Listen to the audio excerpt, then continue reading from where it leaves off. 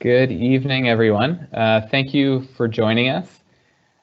Tonight's public open house on how tall buildings in White Rock should be outside the town center will be starting in a minute or two. I have seen our attendee list is kind of creeping up, so there'll probably be a few people joining us shortly after we start. In non-pandemic times, we'd probably be greeting you at the sign-in table and there'd be coffee and fruit available, so my apologies for the lack of refreshments tonight, but at least you get to view from the comfort of your own home. I do want to remind everyone that this live stream event is being recorded. So if you do have to leave part of the way through, you'll be able to watch later via a link on the city's YouTube channel. Also, while there will be a live poll at the end of the meeting to informally get a sense of the opinions in the room, the main way for you to provide input on the questions and the policy options that we're presenting tonight would be by completing the online survey, which will be available at www.talkwhiterock.ca. And that will be available tomorrow. So if you're not able to stay for the full meeting, you won't have missed your chance to provide this input to staff as well as council. And if there are changes to be made to any bylaws, they would involve a public hearing, which would give you another opportunity to speak or write directly to council. Tonight, the staff presenting and answering questions will be myself, Carl Isaac, Director of the Planning and Development Services Department, and Greg Newman, the Manager of Planning. There will be an approximately 30-minute presentation tonight, so we're scheduled from 5:30 to 7, following which we'll do the live poll and a question and answer session. If you are able to hold your questions until the end, it may be that they're addressed during the presentation, and we should have plenty of time in that hour to get around to those. It looks like we're currently at around 60 attendees, although it is climbing, so there's probably going to be people who have been involved regularly with these topics and some who may be new to the community or have not been engaged on these issues before. So I do appreciate all of your patience while we go over some background information and explanations that might be familiar to long-time residents. And I will try to keep the words as easy to understand as possible and use images and maps for explanations. But this can be a complicated issue and set of issues, and if there's a particular word or concept that's unfamiliar to you, we can always come back to these slides during the Q&A period. So we're now 2 minutes into our session time tonight. Because it's being recorded, there might be people who are coming late, but they'll be able to catch my comments if they've missed any as we proceed. So I'll now be sharing a slideshow, PowerPoint presentation deck, which has the information that will be the main body of kind of tonight's presentation. And here we are. So how tall should buildings be in White Rock is the topic tonight. We are looking at specific areas in the city. So on your screen, I know not everybody is as familiar with maps, two-dimensional views of the city. I wanted to include this hillside shot, which does show the town center in the background along the skyline, as well as some of the waterfront village area, the East Beach and West Beach. This is where Johnston Road comes down to Marine Drive. And just as background, what are we doing here tonight? This event is part of the official community plan review, which did start in 2019, so there's been some time behind this, and the topics that were originally part of the official community plan review scope included, going from left to right on your screen, building heights outside the town center, greening the city, strengthening transit, reviewing the town center, both for building heights and public realm areas, affordable housing, Peace Arch Hospital expansion, monitoring OCP goals, and enhancing the waterfront.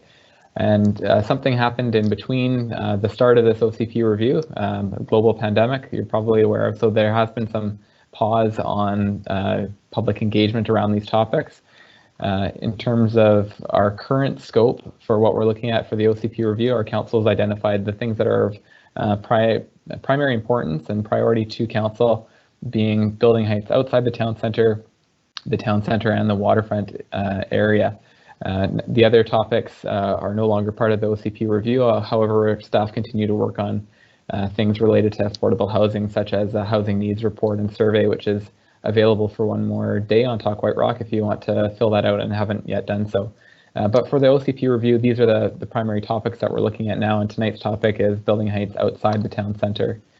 The phases of the OCP review were originally public input in summer of 2019, and that was generating ideas and gathering thoughts through some workshops, open houses, and a survey at that time as well.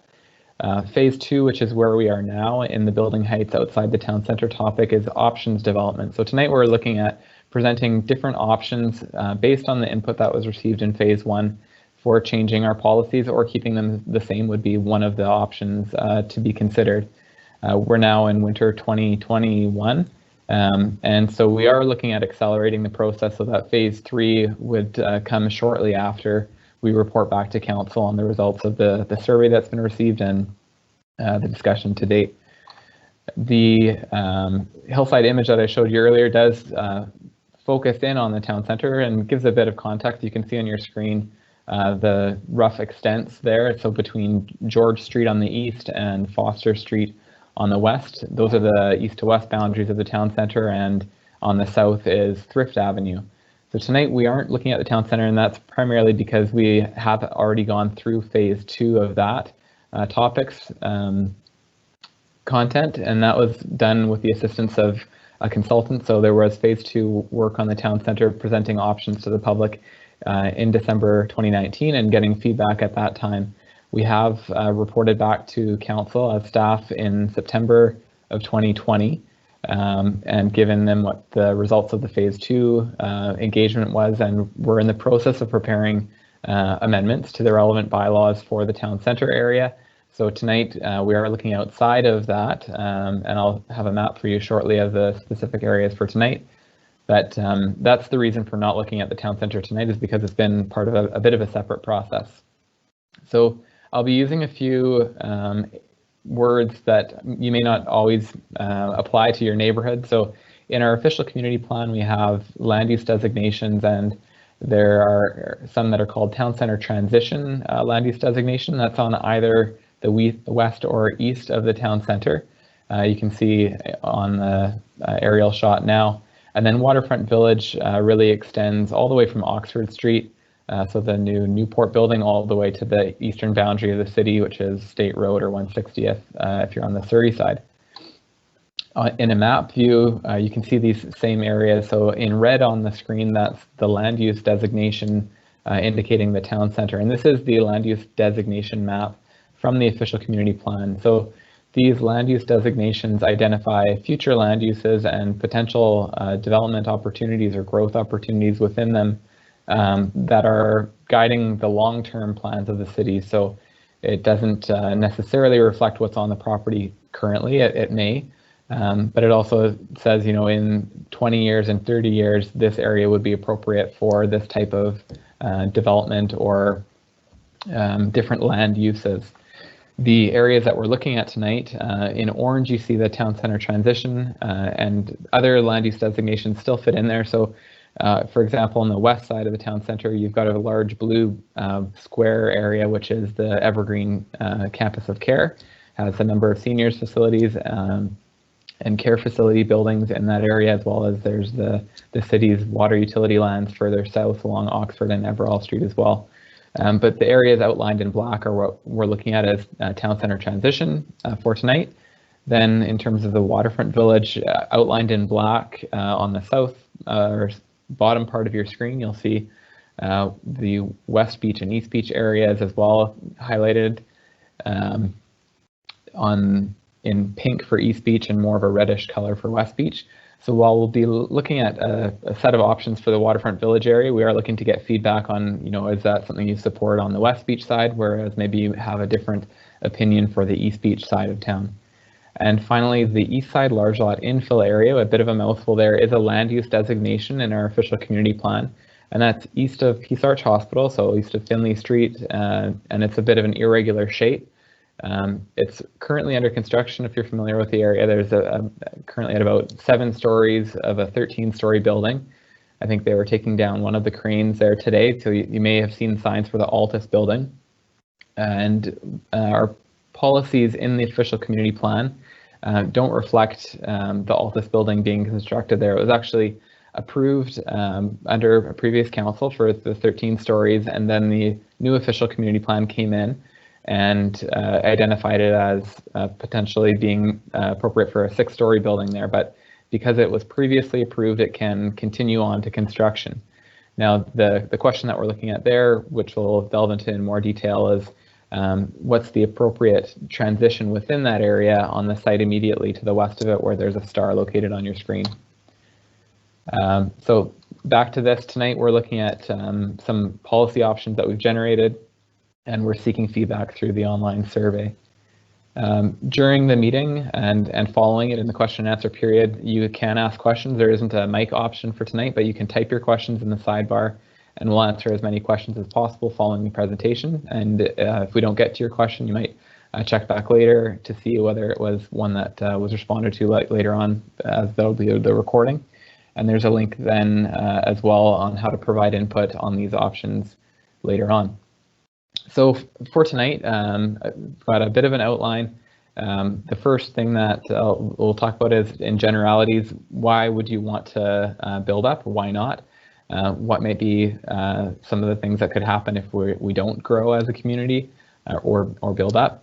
And for context, what size buildings do we now have already in the community for those who might be new or wanting a refresher on what the community currently looks like? I'll be reporting on the phase 1 survey results a little bit. There's a lot of detailed information available on the talkwhiterock.ca OCP page. So I'll just be presenting some of the highlights that led to the policy options that we're presenting tonight.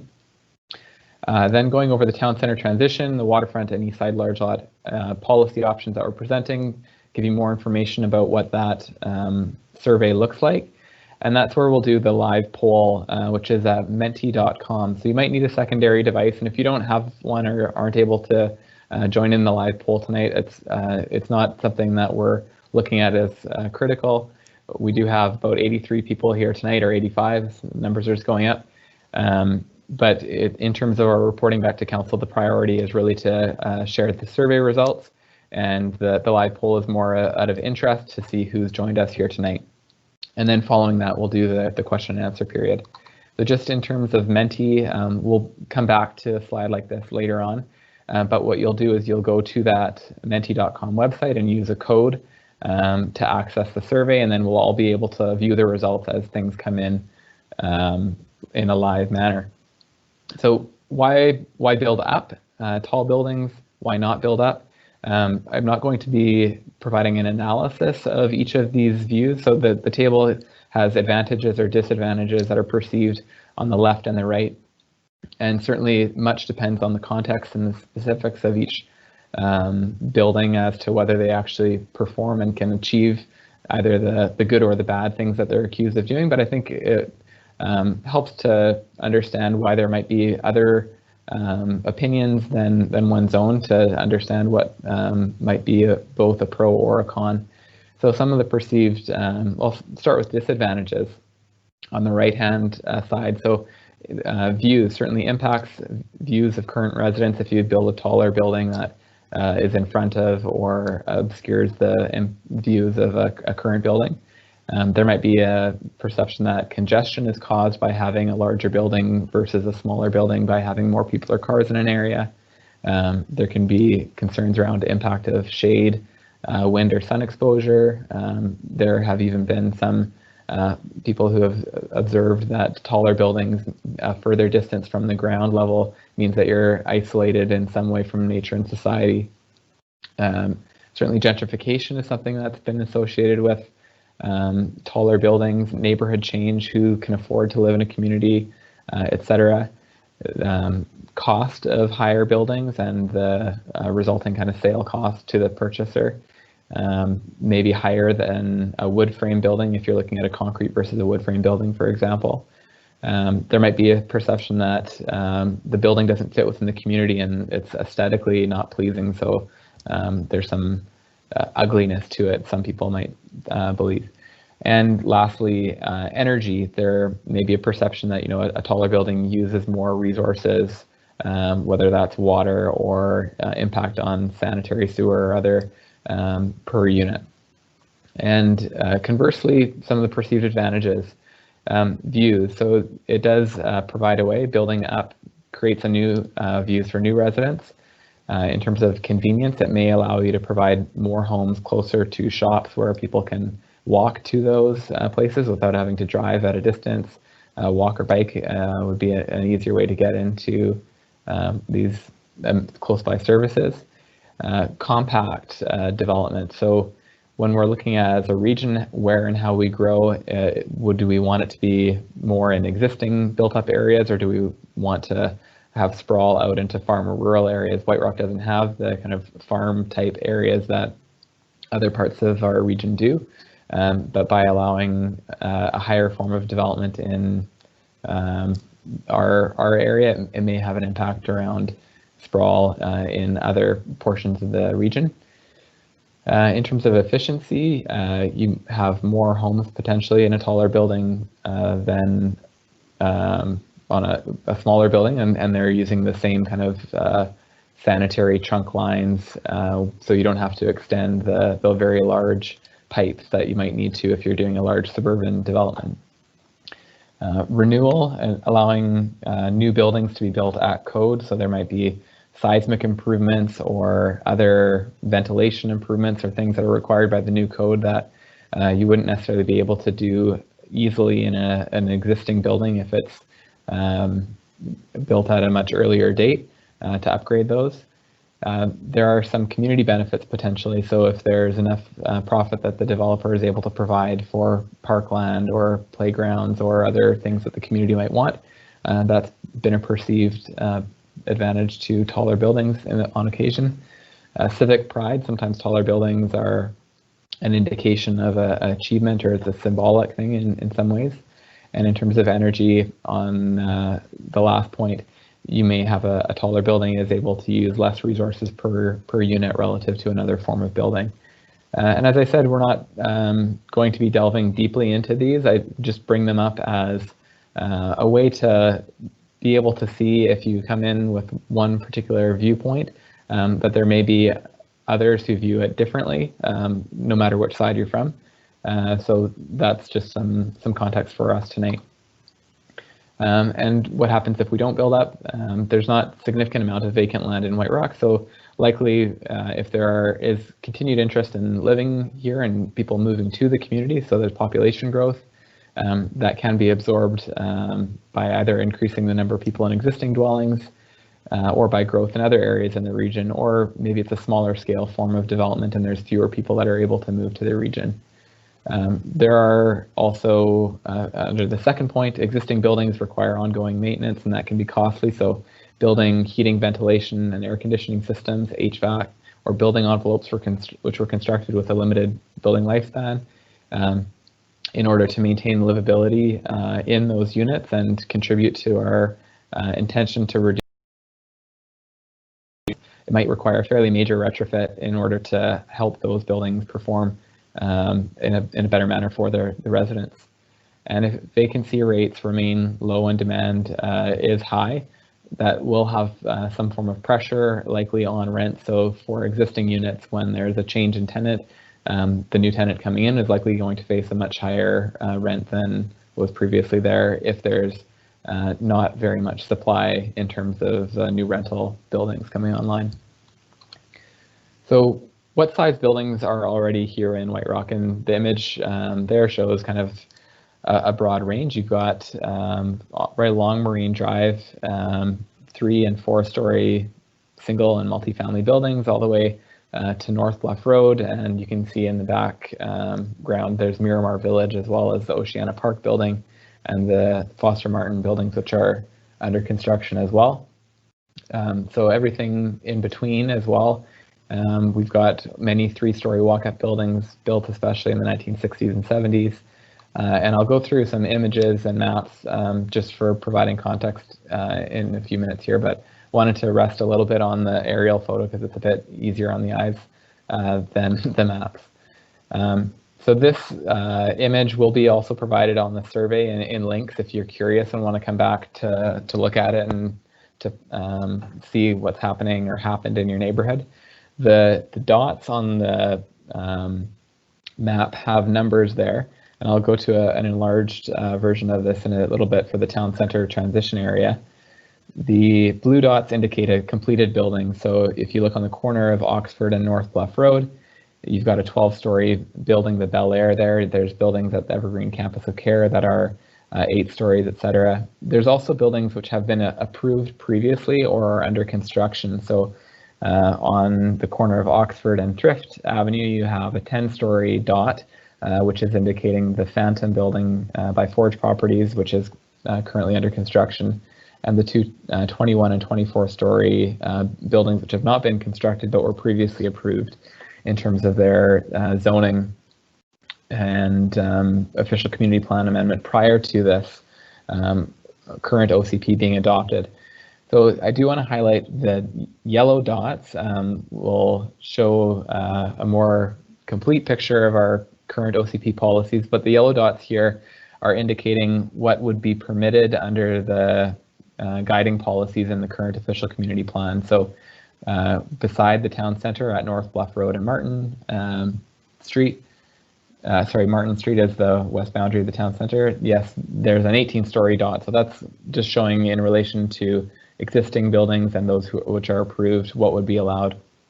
And the same in the east side large lot infill area. You've got the 13-story building, the Altus, which is under construction next to what is approved in the OCP as a permitted height, 3-story townhomes there.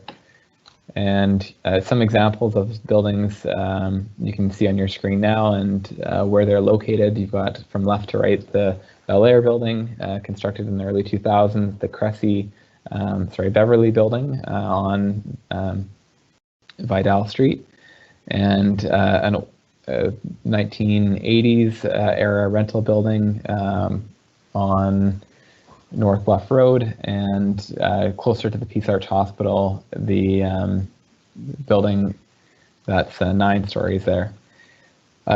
Closer in view of the same areas shows a little bit easier to see, but most of the buildings that we have that are kind of 6 stories or 5 stories and above are within the town center and town center transition areas.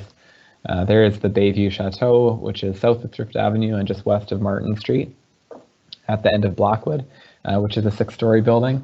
But predominantly the buildings that we have in the community that are 5 stories or above are located in the town center and town center transition. And along the waterfront, again, some examples, the Newport building on Oxford and Marine, and then the Semiahmoo Shores building is also pictured, and that one actually has 4 stories of residential above the parking garage there, and that's in the middle between East Beach and West Beach. So in terms of what we're building the options on, particularly in the town center transition areas, we had input that was received in phase 1. So again, a plug for the reports and information that was previously reported. They're all available on talkwhiterock.ca/OCP-review. And you can certainly download that and read them for yourselves. Just a couple of the highlights. We did not have many people, I guess 1 in 5 respondents, that would have supported high rises in the town center transition east or west areas. That's above 12 stories.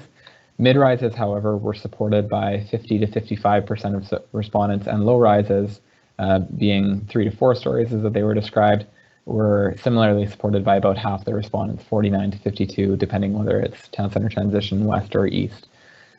So in terms of what we're going to be presenting tonight, we looked at as well the location of tall buildings, and certainly had some commenters talk about being supportive of taller buildings located along North Bluff Road, which is a fairly long-standing policy or principle of development in the White Rock area, is that taller buildings along North Bluff are less sensitive than those further down the hill in terms of view impacts especially.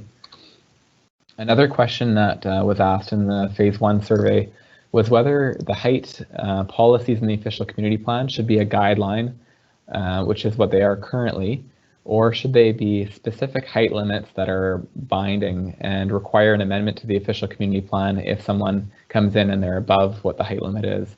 There wasn't a very strong majority on this one. There was 55% of respondents in favor of choosing strict limits and 45% that said to stay with the current guidance.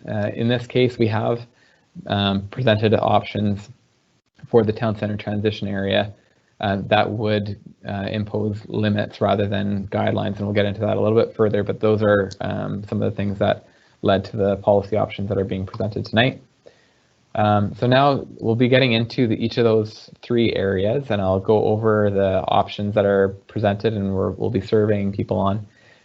So the three areas, just as a reminder: town center transition, Waterfront Village area, both East Beach and West Beach, and the East Side large lot infill area.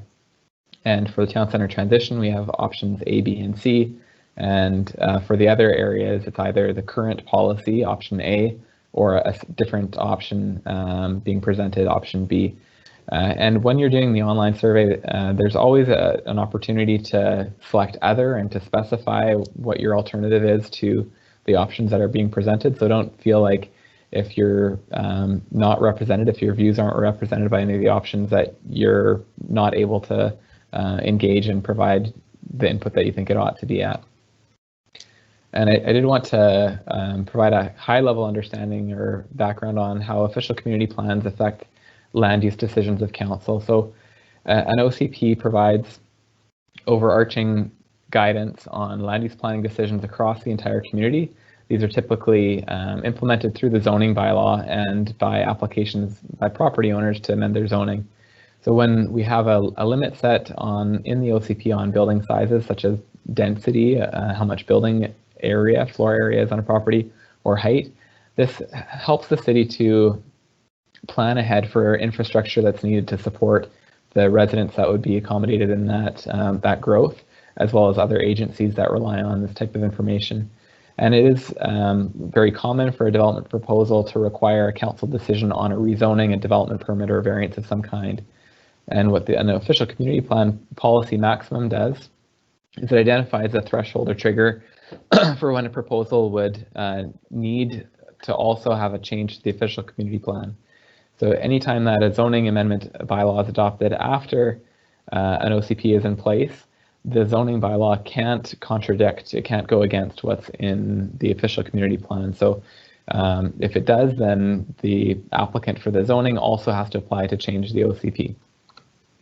And its background here is an image from 2001 showing a similar principle to what's in our current official community plan, and having the town center as the peak area for development, the growth focus area, and height and density decreasing as you go away from that town center area.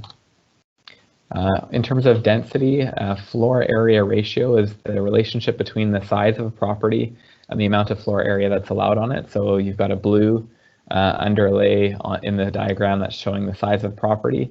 And at one floor area ratio, you can have either a building that covers the entire lot as a one-story building, or half the lot as a two-story building, or a quarter of the lot as a four-story building. So that's just a basic backgrounder to deal with some of the language later on, because I'll be using FAR. And as an example, our town center density currently is 5.4 FAR is the maximum that anything has been built to. The Oceana Park Seniors Independent Building is one that's built at that density. The Foster Martin project at 1484 Martin Street is also designed to that. Once the third tower is completed, that'll be a 5.4 FAR density. So getting into the town center transition options, option A, the high policy, the current policy, is shown on your screen, and I'll go through the other ones shortly after this, and then go in depth into option A. So currently, you've got arrows on the diagram that's in the official community plan, so that if you're between a 12-story height limit and an 18-story height guideline, you'd be expected to fall somewhere in between that, and it's just a general guideline that is to help with a decision on a rezoning. But if someone came in and they were at 19 stories, for example, where an 18-story was indicated, that wouldn't mean that you'd have to change the official community plan. It's something that would be possible to happen without a change to the OCP. So again, if you're between 18 and 6, you probably fall somewhere on that increment, whether it's 14 or 10 stories, or depending where you are there.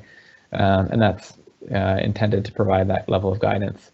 So the options that we're looking at as an alternative to that, there's option B, which is a medium focusing on mid-rises along North Bluff Road.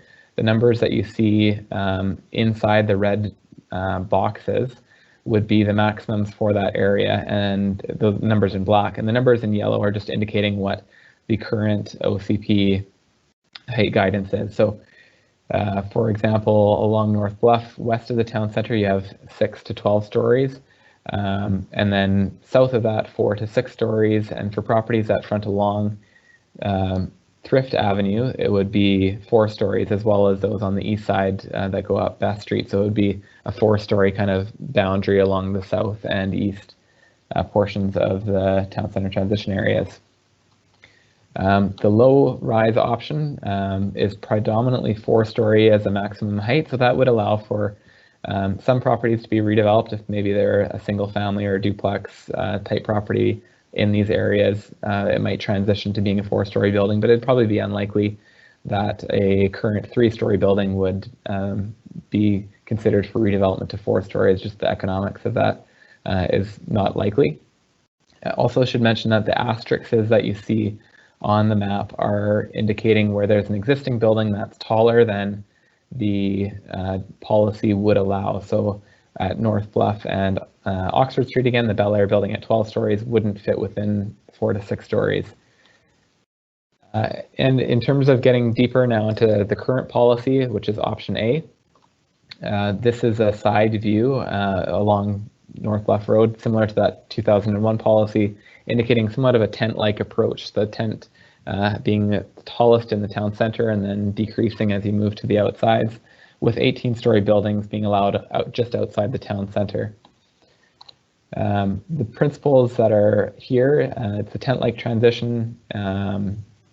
In the properties are given bonus density in the town center transition area if they provide part of the building as market rental, and we also do require rental replacement through a separate official community plan policy on a one-to-one basis. The height, as I mentioned earlier, is a guideline for decision making, but it doesn't require amendments to the OCP if it doesn't quite fit within that. The little chart here just gives a rough comparison of what the build out might look like if you had buildings coming in exactly at 25 stories in the town center and progressively fewer as you go out to the east and the west side of the town center transition areas. The density in the town center transition currently has 3 tiers. So while the official community plan height guidance isn't regulation, or it's not something that requires amendment if it's slightly different, the floor area density is currently already that. And these tiers right now are a 1.5 floor area ratio, 2 or 2.5, with higher densities the closer you get to the town center and to North Bluff Road. And if you get the bonus density for providing rental, that might be bring you up from 2.5 FAR to a 3.5 FAR currently. So that gives a sense of the relative scale of development that would be allowed in the current town center transition policies. And just as a reminder, this is the current policy, so we'll be going looking now at the next option. Option B, the medium, a slightly different kind of skyline or profile if you look along North Bluff Road, less of a tent. Again, it's 6 to 12 stories along North Bluff, 4 to 6 stories in between, and 4 stories on the south end. The overall principles here, we'd be looking at more emphasis on wood frame buildings up to 6 stories. So there's quite a bit more area where 6 stories would be allowed, and the building code actually does now allow wood frame buildings even up to 12 stories in terms of mass timber, and looking at potentially increasing the incentive for affordable rental, even as overall density is reduced potentially. But if someone were to provide a third of the units as low end of market rental, or maybe 10% of the units as affordable, but affordable to a lower income bracket, or even further in terms of what they could support for subsidized housing, that's where you would be allowed to build above the nominal base. So when in the second bullet, where 6 to 12-story buildings are permitted, anything above 6 stories would have to include the affordable units that are being required. It's a somewhat like inclusionary zoning is the concept that's used here. So that's along North Bluff, and then in the middle where 4 to 6 stories are indicated, any buildings above 4 stories would also have to include the affordable housing pieces that would be part of that policy. This option also has tall buildings, those above 7 stories, located only along North Bluff Road near existing 12-story buildings, or where the shadow impact would be least impactful to residents. Redevelopment at greater heights would allow for a lower lot coverage in this area and further additional setbacks from North Bluff Road. And it would be a requirement that, if you're 13 stories in the 12-story area, you do have to apply to amend the official community plan, and likewise in the other height limit areas. Overall, the heights for new buildings would be between 4 and 12 stories, and again tapering down from north to south and towards the east and west edges. You might look at this instead of being a tent, somewhat like the Parliament buildings in Victoria, a bit of a dome in the town center, and more shoulders kind of that go out towards the east and west. And in density, concept would be that you'd have still 3 areas. So where you're allowed to have 6 to 12 stories, it starts at a 2 FAR and can go up to 3 with the provision of affordable housing, and in between 1.5 going up to 2.5. And then where only 4-story buildings are permitted along Thrift Avenue, that 1.5 lower amount of density is what option B would include. And here's a summary of option B again. Now looking at option C, all 3 in comparison in terms of the skyline. The low stories or low rise option would be 6 stories only along North Bluff from Martin to Oxford, and 4 stories really everywhere else. So the same concept of when you have 4 to 6 stories, anything above 4 stories requiring affordable housing. Component built into that in order to access that taller building and higher density. In this option, you'd have probably most sites unlikely to redevelop as maximum height and density already fairly close to being achieved within the existing building that's there. The new 6-story buildings would be located only along North Bluff Road, west of Martin Street. And the heights would be somewhat like peaks and valleys. You'd have very tall buildings in the town center. You'd have the existing buildings, the Bel Air, and some of the buildings around the Peace Arch Hospital, which are taller, but in between they'd be primarily lower buildings. And in terms of the density, again, it would be primarily the 1.5 floor area ratio for the 4-story areas, and a bit of a bonus only west of the town center. And again, here's just the refresher for that. So going back to the comparison between all of them, you've got option A is the high, the current policies, option B being medium, and option C being low rise. Now into the next area, and I know our time is getting past half an hour for the presentation, so bear with me, probably have about 10 to 15 minutes more to get through the other areas, but we will make sure that there's time for Q&A, and I'll move these forward as quickly as I can. So West Beach, we're considering everything west of Foster Street as part of the West Beach area, and East Beach plus kind of is everything from Foster Street to State Road here. The current policies, you can see a diagram on the left, which both of them are from the official community plan. It shows a building built into the hillside, but on the high side of the lot, 3 of the stories of the building are exposed above the bluff or above the lane there.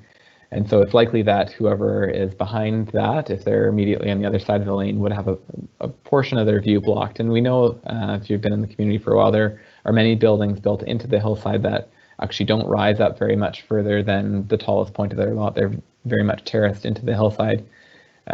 So there are other ways to construct and fit buildings in like this other than having them pop out of the ground.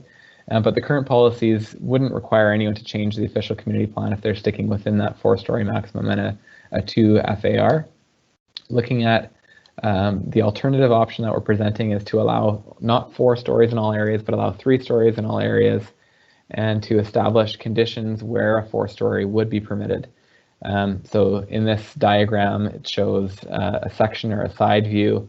You've got Marine Drive on the left. You could have a 3-story building, and even if 2-story building or 2 stories are sticking out above the lane, that would be acceptable. It's kind of an existing condition in many parts of the Waterfront Village area, such as the building here where Maya's Ice Cream has moved into Dolce Gelato's former space. And there's a illustration of where you have 2 stories sticking up above the lane, but it's a 3-story building.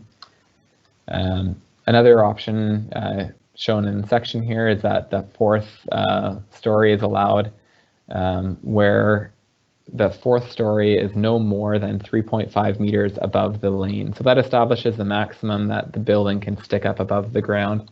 I've got some examples. The Top of the Rock building is somewhat like that, where you've got a 4-story building. The ground level is mainly used for parking and the lobby space, but the 4th story doesn't protrude very high above the lane space. And then you might have a building that has parking sunken into the ground, but it has 4 stories.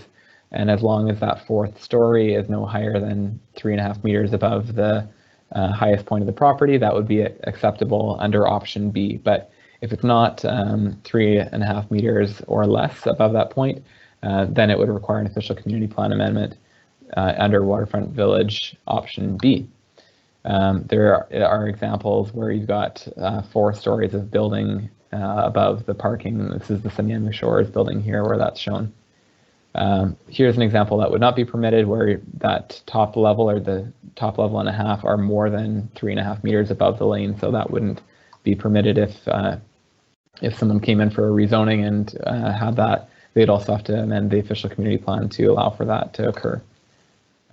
There's also a provision that we're looking at in this where we'd only allow density to exceed 1.5 FAR if the building is adjacent to commercial uses. So when you have buildings side by side, like shown in the picture below, they do take up a bit more of the lot, but it's a common streetscape for commercial areas, and it does result in a little bit more density, but it's a lot more appropriate in this case rather than if it was say a residential building trying to fit that much density when it's a bit more neighborly to have setbacks that would allow for views past, a bit more landscaping around the outside that you would expect with a residential building. So Waterfront Village option B would bring that in where you wouldn't have the 2.0 FAR, it would be 1.5 unless you are next to a 0 lot line condition where you're right up against your neighboring commercial property. Now getting into the 3rd geographic area, the east side large lot infill area. So the 13 on the screen, that's the Altus development, now on your next screen shown in red. The east side of that is the subject properties that we're looking for feedback on. Currently, the Altus development and properties along Finley in the OCP are allowed up to 6 stories, but in actual fact, it's being built to 13 stories because it was previously approved before the official community plan was adopted. The properties along Maple Street are allowed to go up to 3 stories currently, but having the juxtaposition of a 13-story building next to 3 stories doesn't necessarily make sense. The properties are currently under application for a 5- and 4-story building. This is shown from the south side, from Russell Avenue view. So you can see the gray Altus building approximately there with a 5- and 4-story building beside that. And we're looking for feedback on whether the current policies of continuing for the yellow indicated properties here east of Altus to stay at 3 stories, or whether something that would be enabling a 5-story building on the site to the east of Altus would be acceptable. So that's policy A, current policy, or option B would be the 5 stories to change. So now we're going to switch over, and I appreciate your patience. I think I went to about 40 minutes on the presentation there now. So we're going to go to menti.com, and you'll see on your screen the code there, 85.16.51.9. So if you have another device and are able to go to that website, that would be appreciated. And then there will be 2 questions. The first question is, what size building do you live in? So we just get a sense of who's in the room. The second question will ask you about what your preferences are between options A, B, and C in the town center transition area, as well as the options of other and being higher or lower than those options. So I'm just going to now switch over to the website, and we've got about 96 participants today. So you can see that we've already got 12, 13 people now putting in their information. So the options here are just looking at, are you in a single family duplex or townhouse building? Are you someone who's living in a taller building, an apartment either 4 stories or less, between 5 and 12 stories, or 13 plus stories? And maybe we'll give this another minute or two if people are trying to still participate. I think it just helps to give a flavor of who's in the room.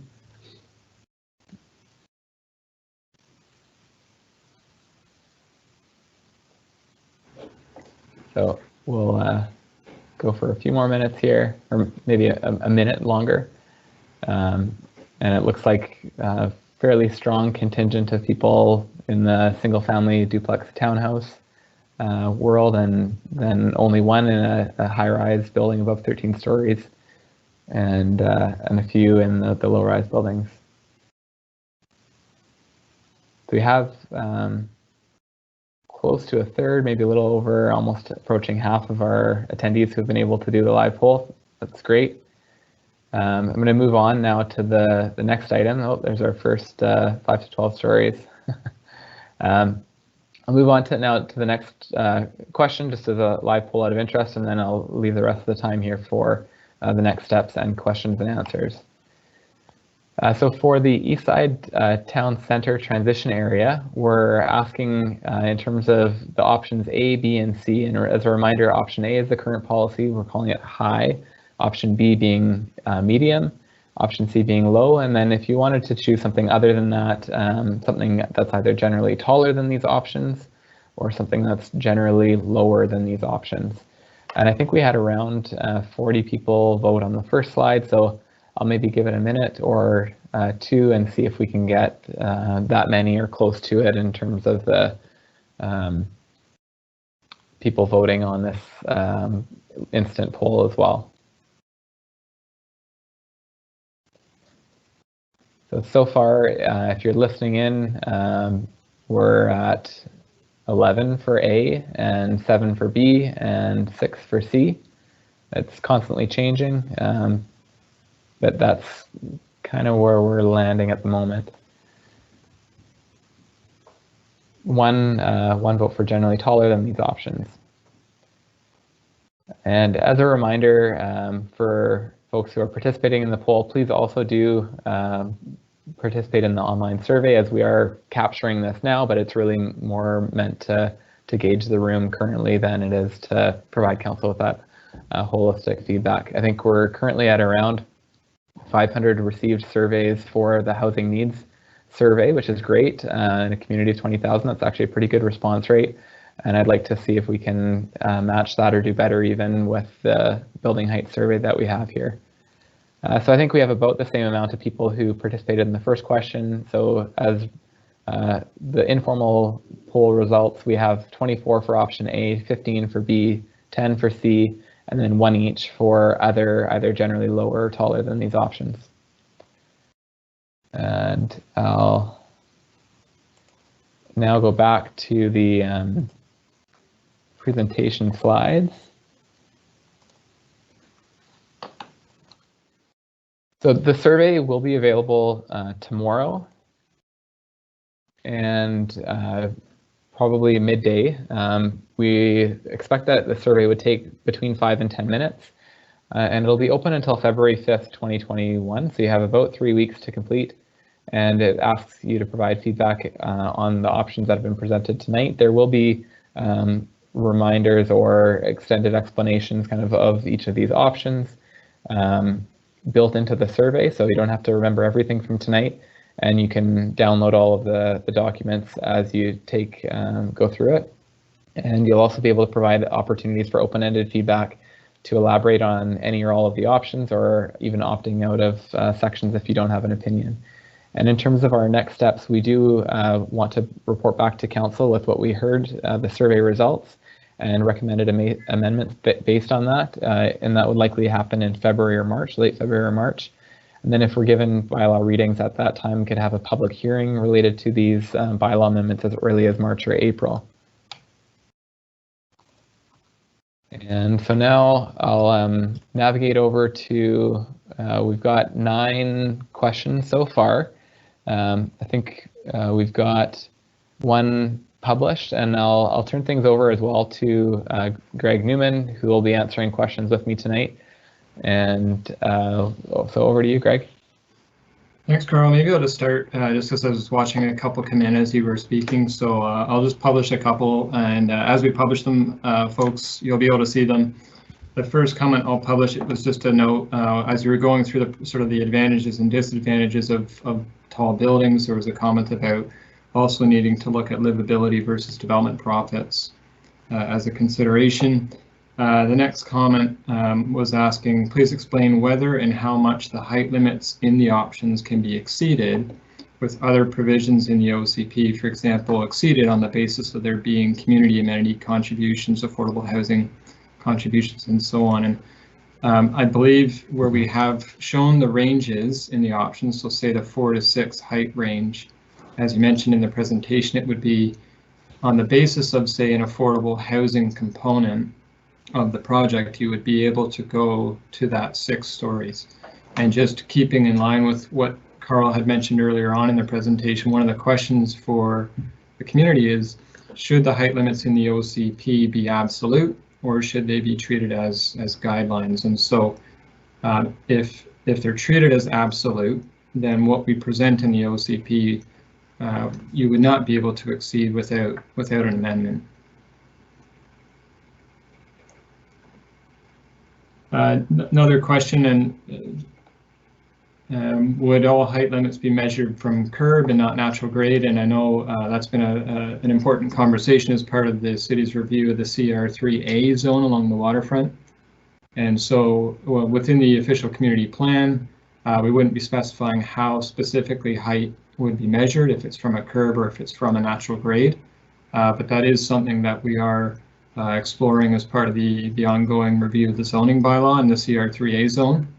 I will just put it out there to those that might be interested. We will be presenting the Land Use and Planning Committee with a report in the next month or so that speaks specifically to alternative ways of measuring building height. So I'd encourage you to kind of stay tuned for more information there.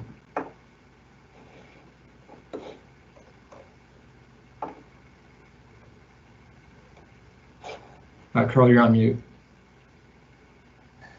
Thank you. It wouldn't be an online meeting if we didn't have that happen at least once. So we had received a question or concern about the 21 and 24-story buildings built at the 1400 block of Oxford Street.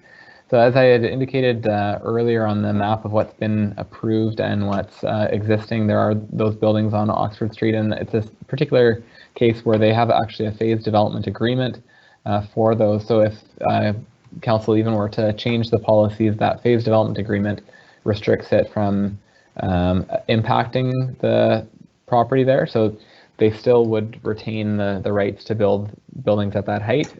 What we're looking at in terms of our options moving forward would apply to new applications and wouldn't necessarily impact something like that where they have a secured agreement with the city for that form of development.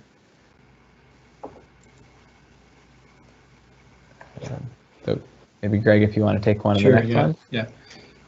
It's just a general comment. The brochure that I think many of you probably received that went out in the mail was a sort of a 2-sided pamphlet. The one side of the pamphlet was identifying tonight's open house and the future availability of an online survey. And the other side of the brochure, the postcard, was identifying the housing needs report, which is a completely separate project. But it was referring to a deadline for that related survey as of tomorrow, January 15th, whereas we're starting a new survey for the OCP review on the same date. So apologize that there was confusion there. If you haven't completed the housing survey. We're close to 600 responses, which is amazing. So thank you for that if you have done it. If you haven't done it, please visit the talkwhiterock.ca webpage, and there's still time to complete it. We'll close the survey tomorrow night.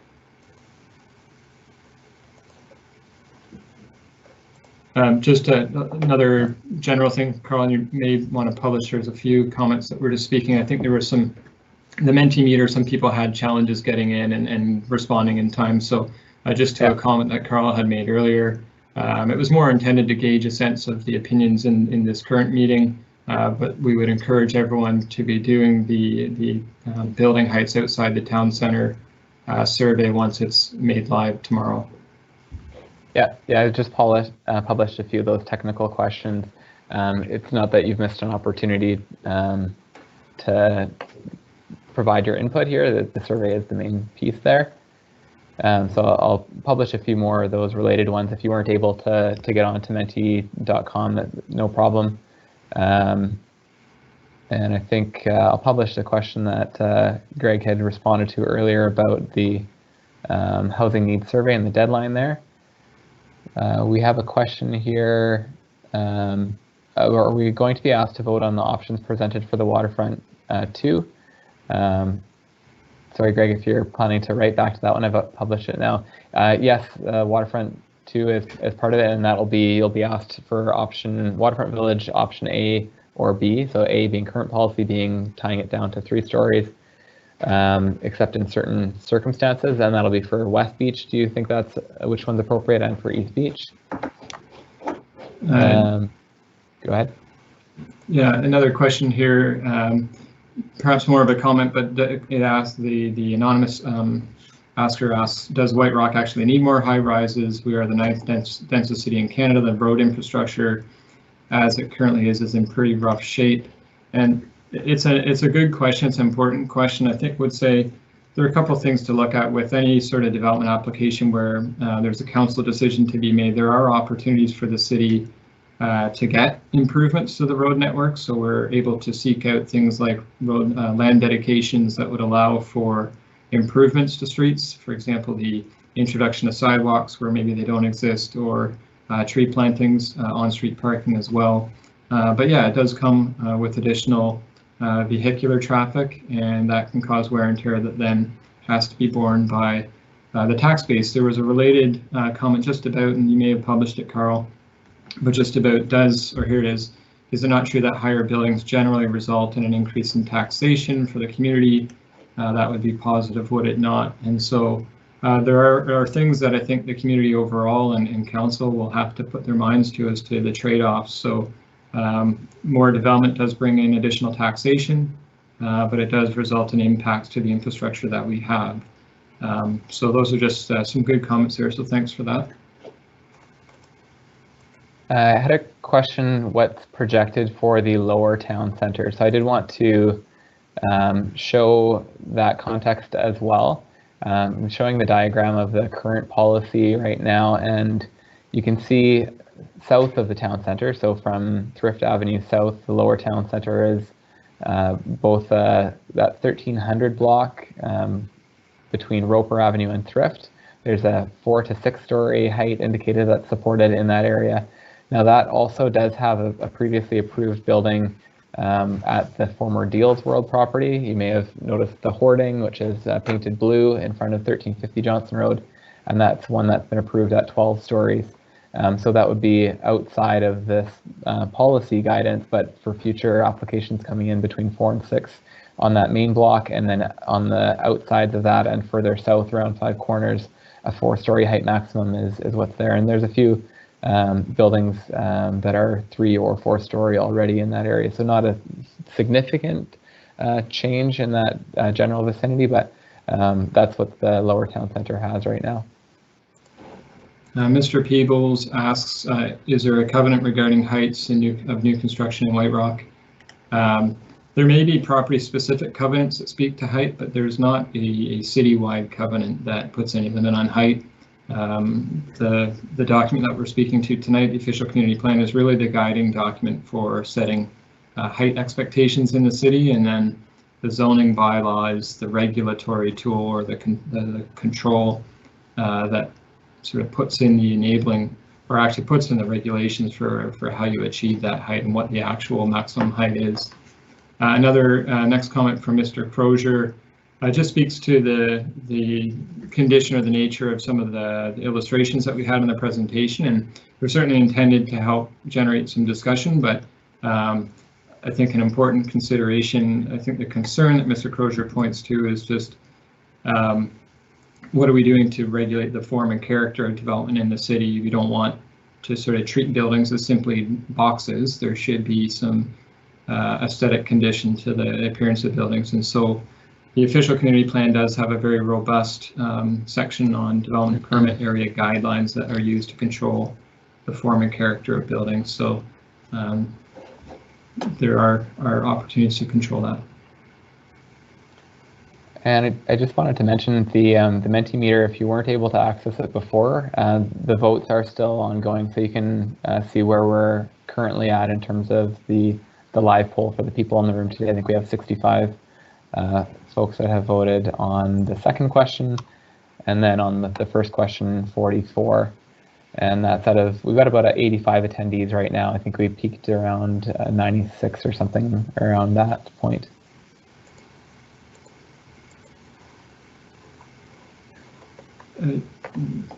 There's a comment, Carl, regarding concern about the ability to see kind of who's completing the surveys, and I don't believe that we've set up the survey to have a required registration. Is that correct, or did we end up changing that?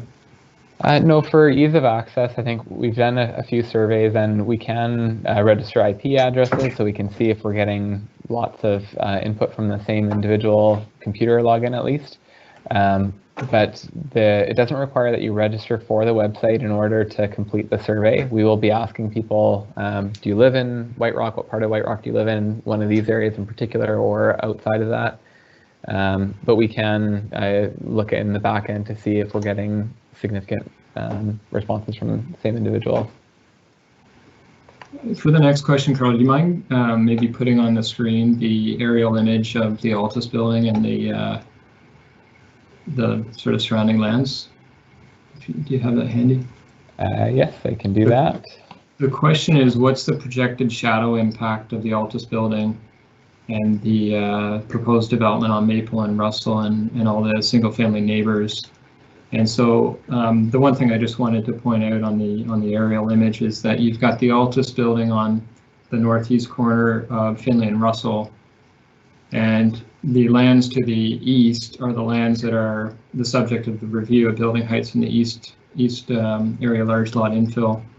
And thanks, Carl. So the area shown in yellow, so the sun rises on the sort of bottom right, and it goes sort of bottom right to bottom left, projecting shadows to the north. So the impact of shadowing generated by taller buildings in the yellow area there would be largely mitigated by the height of the Altus building because of the location of those lands relative to the taller building and how the sun would navigate.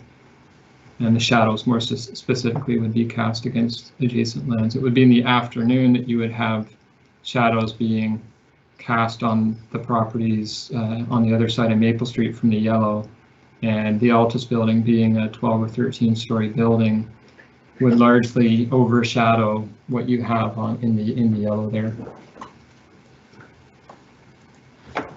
Great, and I had a question about coordination with Surrey and the development plans that are going on for the Semiahmoo Town Centre area.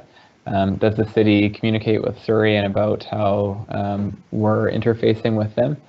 I think if you can see the diagram on the screen, I know that the colors don't have a legend here, but the numbers on the map in yellow on the Surrey side, it's from the Semiahmoo Town Centre plan. So they are looking at having the Semiahmoo Mall redevelop with heights kind of between 12 and 24 stories in the center of that, and then on the shoulders of that area, a 12-story height limit, and then beyond that, 4 to 6 stories is what the Surrey development would happen. And their Semiahmoo Town Centre is adjacent to our White Rock Town Center. It's part of an overall regional municipal town center and the regional growth strategy.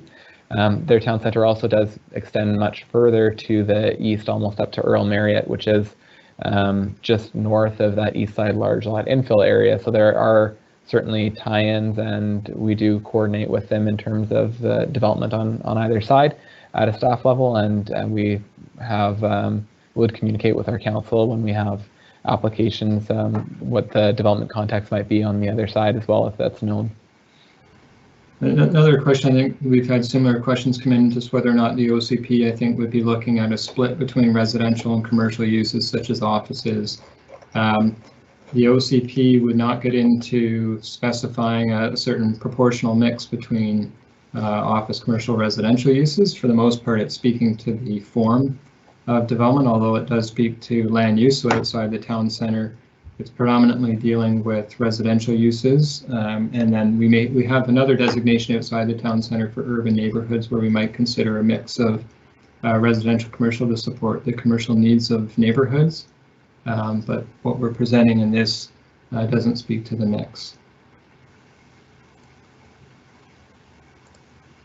So I just published, we had a second one about the lower town center, so just to show types of questions we're getting in, but I had already responded to that one.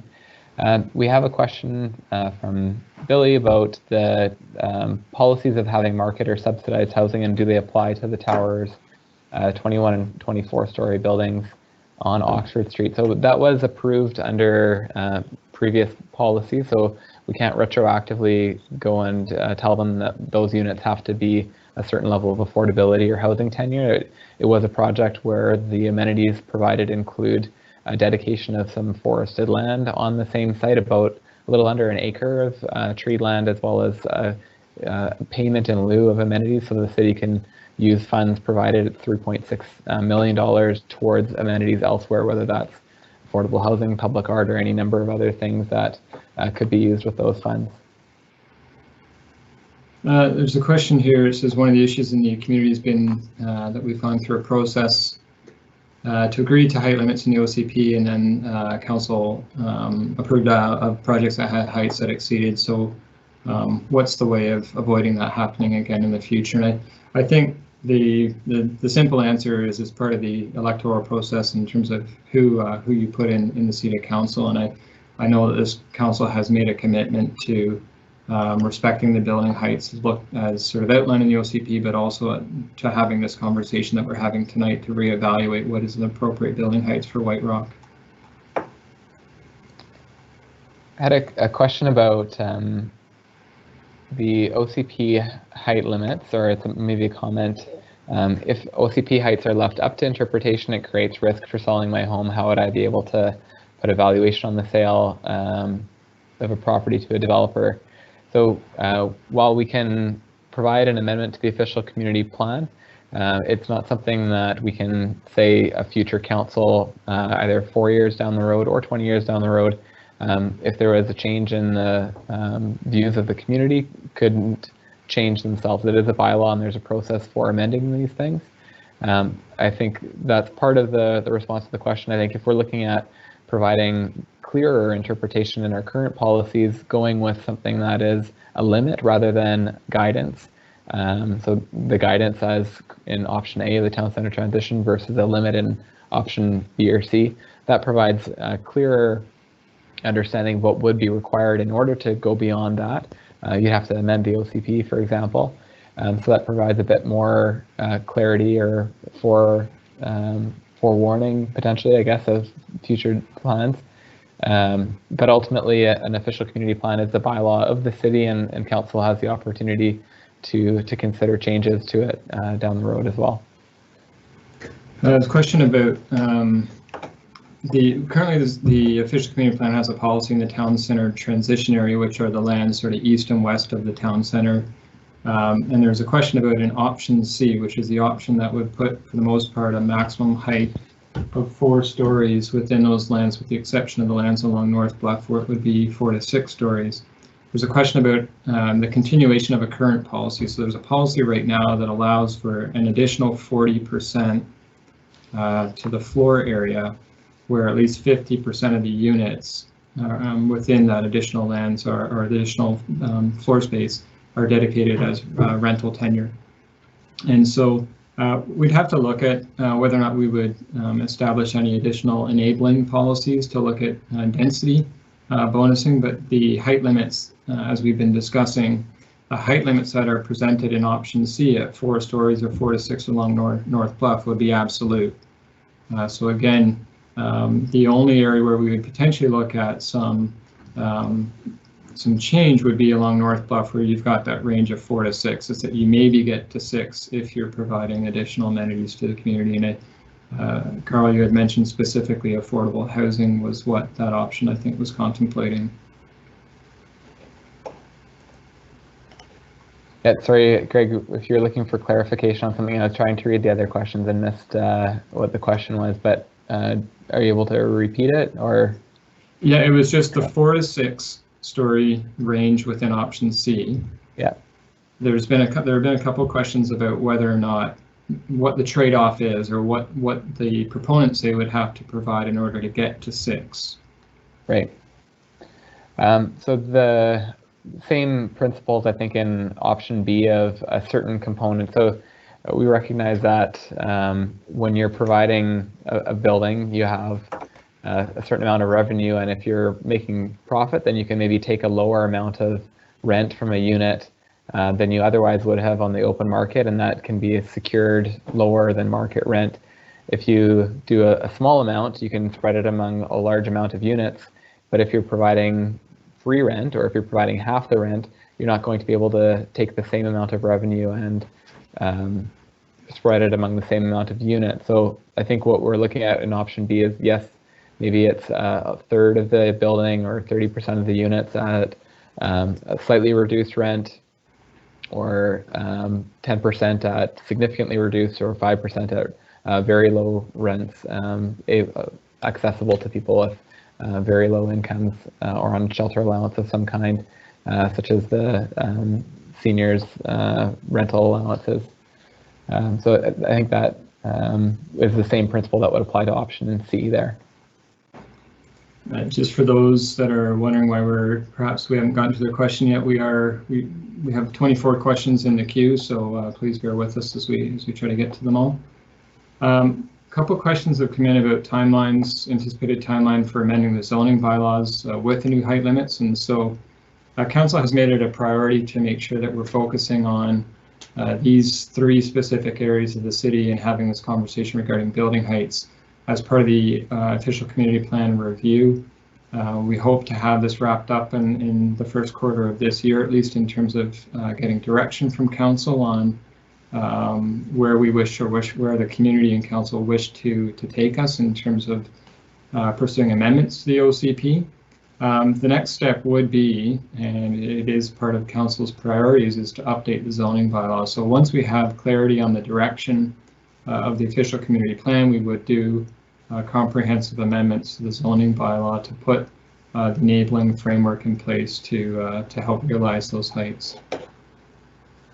Yeah, and that is kind of one option, is the proactive. I think sometimes you also look to property owners to apply up to what the OCP allows for. So we may look at an option where we're not necessarily giving the height and density away to an applicant until they've actually made their application to come in and they've committed to providing the servicing upgrades that would be required for the zoning that they've applied for.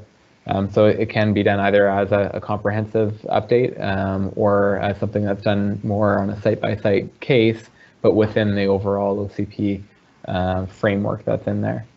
I'm just going to publish a question about when we have townhomes in our area that are relatively new, why would we change the zoning to allow for taller buildings? I'm not sure specifically where this came from, which part of the community, but it is certainly a good point. I think we're not necessarily looking to rezone, like changing the official community plan is changing maybe the 30 or 40 year horizon, and even if you bring in a height maximum of 4 stories, it might be that someone does come in and townhomes are the right form for that area and Council makes the decision in the zoning bylaw at that point.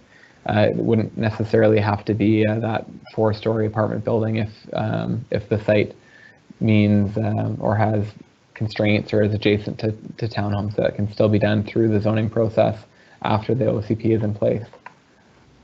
I had a question here on affordable housing, who determines what it is, and I guess another plug then for the housing needs survey, which if you haven't completed, you have until tomorrow to do. We are in the process of creating a housing needs report, which is something that the province requires, like an official community plan. It's a new requirement, and we're working through it with our housing advisory committee. And there's a part of that looks at just the data in terms of who lives in the community, what are the incomes, what are the current types of units that we have, and what is the greatest need. And so we'll also be doing some outreach with social service providers, with various groups that have an interest in housing and affordability, to look at, you know, while the 30% of your income to as a portion of your income towards housing is a generally defined concept of affordability, that might be very different to someone whose income is 30,000 versus somebody whose income is 150,000, and who is it that the city is looking to support in terms of affordability is a question that we hope to be exploring and answering with that housing needs survey. It may not be something that is completed by the time we look at the official community plan amendment, so we may have an interim measure or something along those lines until then. There are a few questions that have come in regarding setbacks, specifics that are more tied to zoning. So Ken, for example, asks, when developments are adjacent, is there a rough guide as to how close the buildings can be to each other? So Ken, that level of specificity comes in the form of the zoning bylaw that would say that there's a requirement for say a 1.5 meter setback from an interior lot line. So the official community plan at a very high level sets an expectation around building heights measured in the level of stories, as well as the amount of floor area. But then the underlying zoning bylaw gets into really some of those details, and it sort of comes back to the question that we had earlier about how we would measure building heights. And so that's sort of a level of detail that would be explicitly outlined in the zoning bylaw. There are a few questions which are more like comments without requiring a response. I'm just going to publish a few of those just so that folks can see. One regarding the Waterfront Village area, someone in support of 4 stories all along that area. There's a question, what is the height of the building going on the old Leela tie lot? So that's 1310 Johnston Road. There was an application there which was previously approved, and then subsequently the zoning was changed to reduce the height from 12 stories to 6 stories. That's still actually the subject of ongoing legal proceedings. We haven't gotten to the conclusion of the legal proceedings there, but currently the zoning would allow a 6-story building on that particular lot.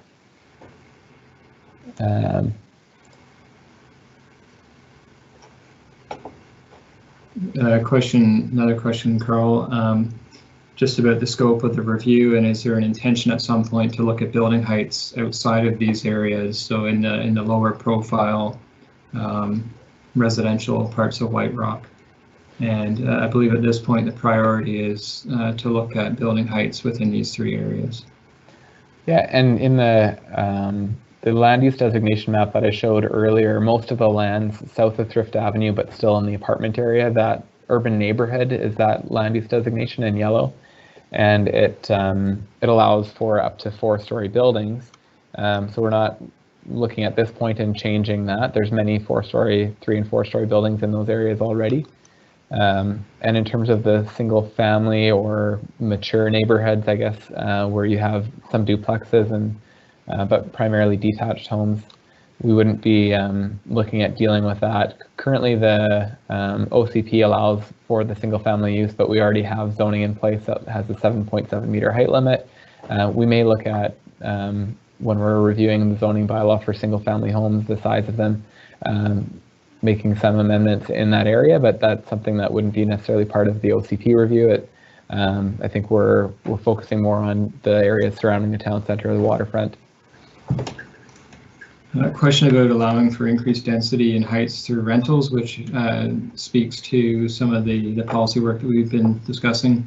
the policy that allows for additional 40%, where 50% of the additional space is dedicated to rental. And why not look at opportunities to focus on secondary suites and coach houses? And we have been promoting and trying to promote the housing needs work, and I appreciate the comment. I think it is something that, as part of that work, we'd like to look at as one of the opportunities to support increased alternative housing options and tenure options in White Rock. So that is something that we would pursue moving forward with the housing needs work.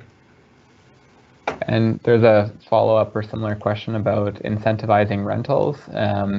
Is there plans to, or are we going to be? And I think in the town center transition areas in particular, those density bonuses are one way that a city can incentivize rentals, saying, you know, if you provide this form of housing, then we'll allow you to build a bit larger than otherwise. Those policies, there are some already in place, and we do actually have a public hearing coming up on Monday night for a 6-story building at 1485 Fir Street, which would be a rental building that's proposed and utilizing some of the existing density bonuses for that. There are other ways that we can look to encourage rental housing.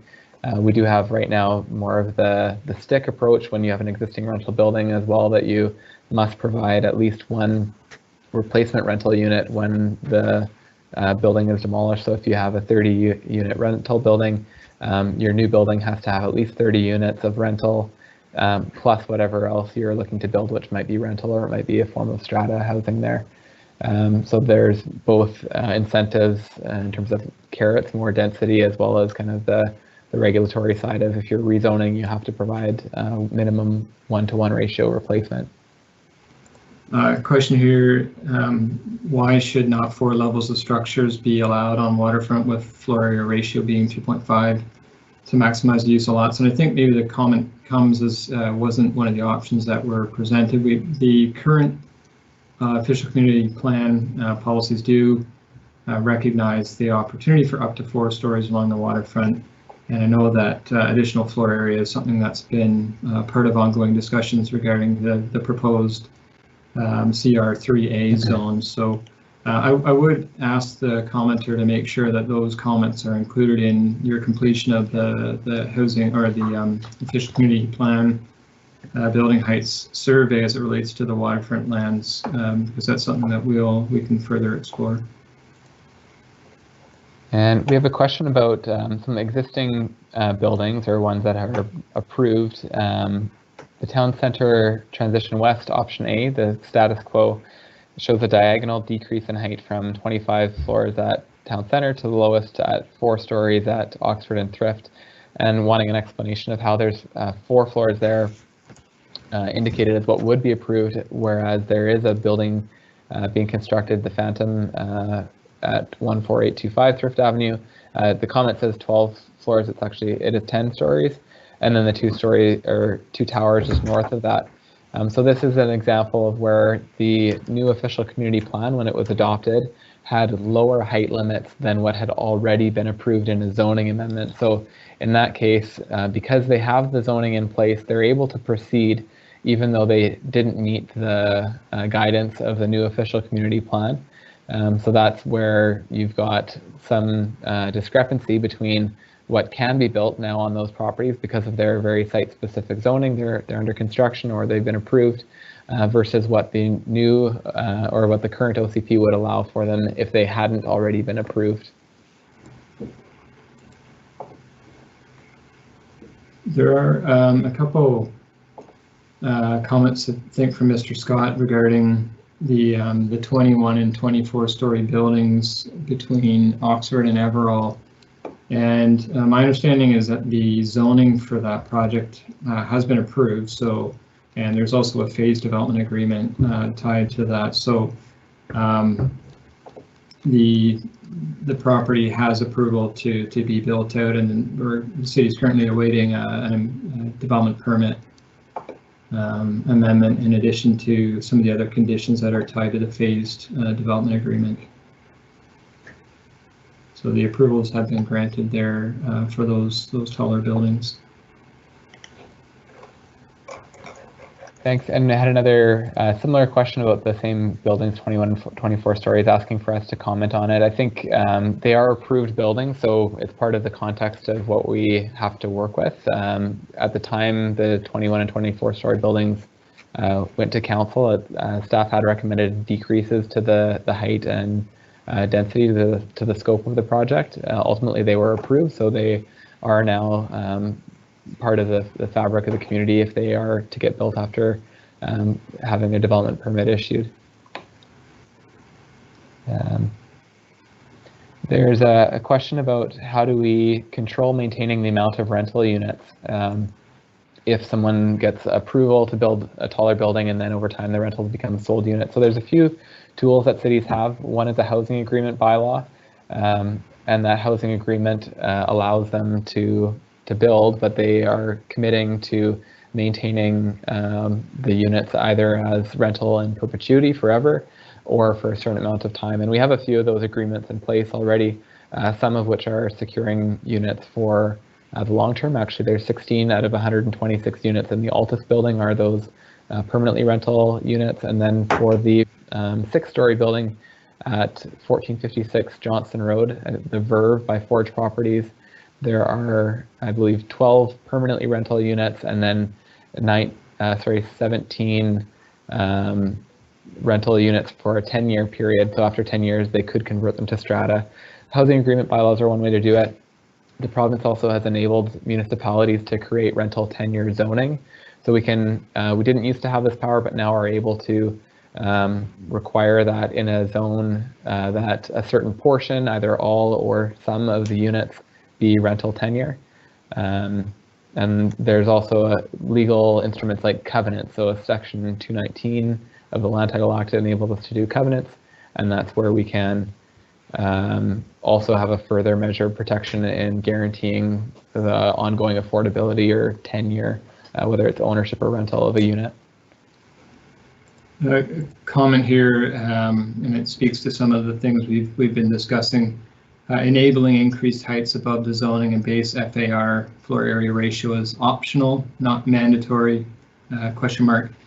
Council is not bound to approve higher projects even if the town center with a base FAR 1.75. So this speaks to, I think, a correction that Carl had offered earlier, where when we look at updating the zoning bylaw, you don't want to establish zoning that enables all the height that's contemplated in the official community plan, because it takes away the city's to essentially negotiate through a public-facing rezoning process things that will benefit the community. So in response to the comment, the answer is no, it's not obligatory to give away the density, and it's certainly a council decision as to whether or not you want to allow a rezoning that would allow for more density to be realized.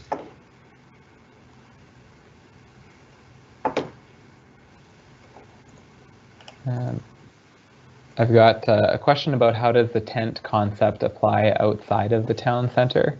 So the tent is just a visual image or metaphor. It's really, and it only applies primarily to the east to west skyline of the city, so that when you have a tent pole sticking up in the middle, the tallest portion of your city, and then things gradually decline as you go to the outside, that's kind of the gradual change that you get when a tent comes down to the outsides.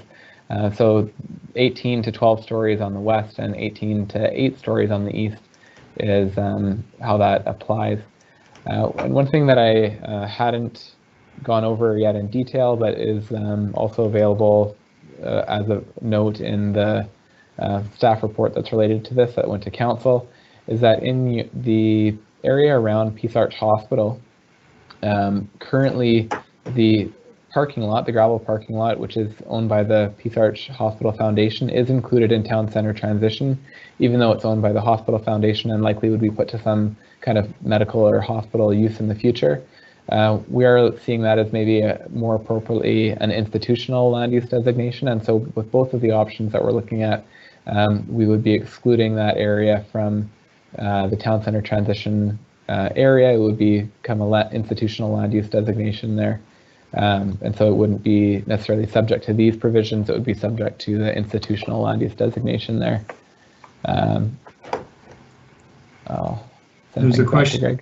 Sure, yeah. There's a question under the charter, can BC government override height limits if they impose a social housing complex, healthcare facility, or other special need to be operated by a nonprofit? And I don't believe the province has any special powers to override, say, an official community plan or zoning.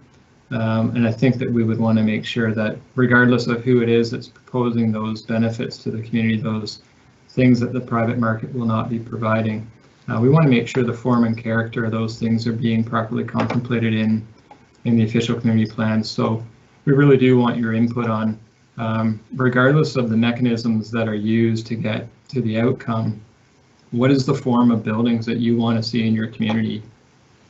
So please, again, as we look at timing, please make sure you're adding some of these additional comments and food for thought when you're completing the survey.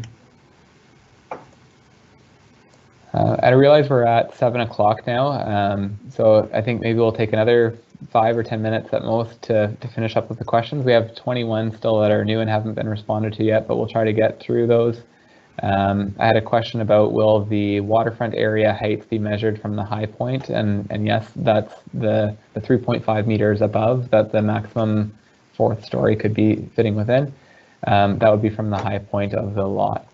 I'll take two more here, rapid fire. So from Billy, will the proposed OCP allow for developers to provide funds or amenities to circumvent the zoning bylaws? So our official community plan right now does support the use of the city's density bonus policy, amenity contribution policy, but it wouldn't enable someone to go higher than what's contemplated in the OCP.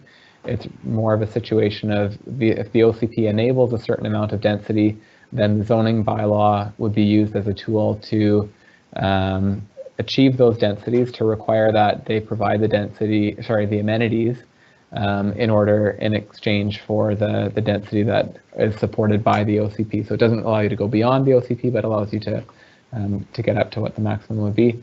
And then one question about East Side Large Lot Infill area. The southern portion of it, south of Russell Avenue, does include 15 10-year-old strata homes, many with coach homes. East Side Large Lot Infill area, as some background, was brought in around 10 years ago. And is a carryover from the previous official community plan, and those homes were built out under previous policies for that area. They certainly are supported by the current policies as well to have single family homes on more narrow lots or a different form of housing, but it's not an anomaly to that infill area. Greg, if you had one, go sure, for yeah. Question about what's the policy on tree retention when residential properties are being rezoned? No TMPs, right? And the answer is no. As part of a rezoning application, we would certainly be looking at any trees that could be impacted by the proposal. Any trees in particular that are protected trees, meaning that they're subject to the city's tree management bylaw, as well as any city trees. So certainly an important part of any rezoning application. I had a very specific question about the use of amenities for social housing units or OAS, CIS, or disability survivable social housing. So certainly the amenity exchange, either providing additional density for the provision of a certain form of housing, we can get that specific in an official community plan, or we can be a little bit more flexible and allow for various forms. It might be that we want to see co-op housing or other forms of housing that might not line up specifically with what you've described, but certainly if we wanted to get that specific, it may be possible to do that. Typically that type of arrangement would be after you've determined who the non-profit housing operator is going to be, or other specific things that get dealt with in a housing agreement bylaw or the zoning bylaw itself. There's a question, and we've had a few looking at the East Side Large Lot Infill area, and so the comment is, so 13, and I think it's referring obviously to the Altus building at 13, and then 3 to 6 stories for East Side Infill is supported, and that's, so currently the OCP recognizes 6 stories along Finley down to 3 with the transition to the single detached homes. And so that's sort of option A, as it relates to the east side large lot, is sort of the status quo, keeping what the OCP currently contemplates. The alternative is in option B to the east side large lot is potentially having an OCP that recognizes 5 stories, on the lands immediately east of the Altus building, and then transitioning from that down to 3 stories on Maple. I had a question about the paradox of allowing more building. So actually go back to find it here. There we go. So from Stephen Crozier, the higher buildings increase land costs, thereby making housing and commercial properties less affordable despite the increase in supply. I think that one of the ways that this can be mitigated is if you identify up front what the requirement in order to achieve that higher building is. So if a developer knows in advance that in order to achieve that higher building, they're going to have to provide a certain amount of affordable housing or an amenity contribution. If you provide that signal in advance, then they incorporate that into how much they are willing to pay for the land. So then that can counteract that, and you'll see other communities, the City of Vancouver, particularly in the Broadway corridor, has done that, where they've already said we're not even close to rezoning this area or changing the designation, but just so you know, before you bid the price of land through the roof, we're going to expect X number of dollars per square foot in amenity contribution. So that is one way that you can say, you know, yes, you'll be entitled to a larger building, but you have to factor in these other costs that may reduce the costs, and that then allows them to incorporate that into their land bid and ensure that they can provide the affordable housing that is the expectation.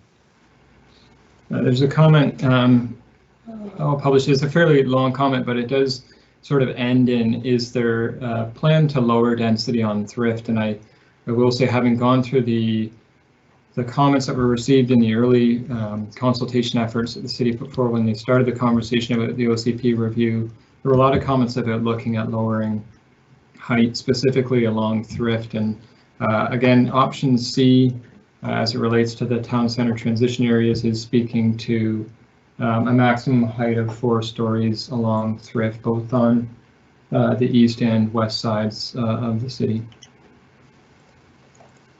A question about why having density bonuses in rezoning only. Why not look at within the existing zoning? So that might be something like pre-zoning or changing the zoning of an area to set up a base density that's allowed and then a determined bonus density. That is something we did look at with the CR3A waterfront zone, in setting up a zone that would have that built in already rather than waiting for a specific application to come in. And it is possible to do that. Certainly, again, as Greg mentioned and I said earlier, you want to make sure that you control the things that the city needs in terms of off-site upgrading and servicing and different things. So that's one of the concerns around pre-zoning, is if you do that in advance and say this is what you have to do to achieve this density, that there might be other things. Maybe you want to have some pipes upgraded or intersection signals upgraded because of the impacts, and that might limit your ability to do that if it's not done properly. It also does take a fair amount of work to create those areas and zones, and in the case of CR3A, it wasn't approved, but it is something that can be looked at in creating zones with that. It's just we have a city that's really been built out, so every site is a redevelopment site, and if we're looking at doing something very broadly in a particular zone, it might apply all across the city, and so we have to be kind of judicious in how we put our efforts towards enabling redevelopment versus responding to private initiatives. I'll take a couple here, Carl. There's a comment, just it's framed as more of a comment, but it does sort of conclude with the impacts of development, the impacts to disruption, the noise, the dust, and so on. And I think, again, that's one of the considerations when you look at the broader conversation about the pros and cons of taller buildings and development in general. And so there's always short-term nuisance generated by change and by development. Hopefully it is short-term, but certainly White Rock has experienced a great deal of change over the past handful of years. Had a question about if the buildings on Oxford want an additional development variance, can they be turned down? And so yes, if someone, property owner has a certain development entitlement and they want to either change something in their zoning or ask for a development variance, that's something that council has the discretion to say no to. In the case of that one in particular, they have zoning that's been secured as it was approved, but any future changes to the zoning or a variance would be something that could be turned down by council. There's a question about a proposed rental building to be constructed at Thrift and Vidal, where the developer says it will be rented out at market rates, and does the city have a current policy on giving seniors a break on rentals for new buildings? So currently there aren't specific demographics in the community that we're supporting in terms of incentives, or that a developer would have to give specific rent rates to. The rental incentives in terms of what a developer has to provide doesn't differentiate in that way, although in terms of our tenant relocation policies, when there's a site with an existing rental building and it's being demolished, the longer you've lived in that building, the higher compensation you receive from the developer as part of our policy, as well as the higher reduction in rent. So it's not necessarily seniors, but if somebody's lived in the building a longer time, they're likely to be older. So that in that case, it kind of indirectly benefits seniors when there's an existing rental building redevelopment. Maybe I'll jump in the next one, Carl. Ms. Petrella asks, could there be a policy tax incentive for benefactors to purchase a unit in any complex with a covenant as dedicated social housing rental via nonprofit or other support? I think Ms. Petrella raises an interesting thing, as did the last commenter, just about the opportunity for looking at seniors specifically. And again, I really want to promote those that are participating tonight in joining and taking part in the housing needs work that we're doing, because I would really like to explore some of these creative ideas and look at options that we have a legal basis to pursue through controls like housing agreements that we can register on title. And as Carl mentioned earlier, that we would leverage potentially the rental tenure zoning opportunity that's unique to BC. So I do really want to explore some of these opportunities further. And I published a couple questions about affordable housing again, and someone is asking, should there not be a separate discussion of the apparently new policy of granting density bonuses for affordable rental housing? So as Greg mentioned, the housing needs survey and the related survey or report that will be published out of that is certainly a place where we're talking about a whole range of policies that we can do to support affordability in the community. The idea of a density bonus for affordable rental housing is an existing policy in our official community plan. For the project coming up on Monday night for a public hearing at 1485 Fir, there's a density bonus that's involved with the market rental component. And we do have another project which is in the East Side Large Lot Infill area. And because they're providing 30% of the units as below market rental, the current policy would allow them to build a larger building. So that will also go to a public hearing likely in the next couple of months. So those are existing policies, but certainly as we do the housing needs report, we'll be looking at what our options are in terms of maybe making changes to our policies and tweaks. We have two other questions, and I see we have about 50 people still joining us, so thanks very much everyone for your time. Mr. Peebles notes, I realize it's the conversation tonight's about areas outside the town center, but are there plans for more development and demolition of existing buildings within the town center? And I just would encourage Mr. Peebles and anyone else interested in checking the report that went to the Land Use and Planning Committee on July the 27th. It outlines at least the way that we're looking at the policy and potentially the way that we implement opportunities for change in the town center. It is work that we're actively doing. I'm not familiar with any current projects for demolition or new development within the town center outside of those ones that you see under construction today. But we are actively working on things that might enable different things to happen. There's a question specifically about rooftop patios being supported on townhouse developments. think that gets a little bit more fine-grained in terms of the discussion here tonight. Certainly our development permit guidelines talk about supporting exterior outside amenity space, so whether that's a common garden space or green roofs for residents, those are good things. But when it comes to specific projects in particular areas, that is highly dependent on the context. Is there an impact from that rooftop patio? It will depend on whether it's on one site or another, certainly. And with that, that's all of the questions that we've published for tonight. There's been a few which were maybe repeated or ones that we couldn't get to that have been dismissed, but certainly happy to have had a chance to interact with you tonight in this manner. I know it's a bit strange doing Teams and Zoom and other things to talk with city staff and officials, and I appreciate you taking the time to stay with us tonight. So thank you to all of us, and we'll be signing off now, and we'll be publishing this likely tomorrow morning on our YouTube channel. And just as a reminder, please fill out the survey. We'll have between January 15th and February 5th, so it's not something you have to do immediately, but to do, please take a chance to do that. Remind your neighbors if they didn't get, sorry, there's the camera, the flyer, pass them yours after you've completed the survey if you've got that, or show it to them in a COVID safe manner. And again, thanks for your time tonight. Have a good evening.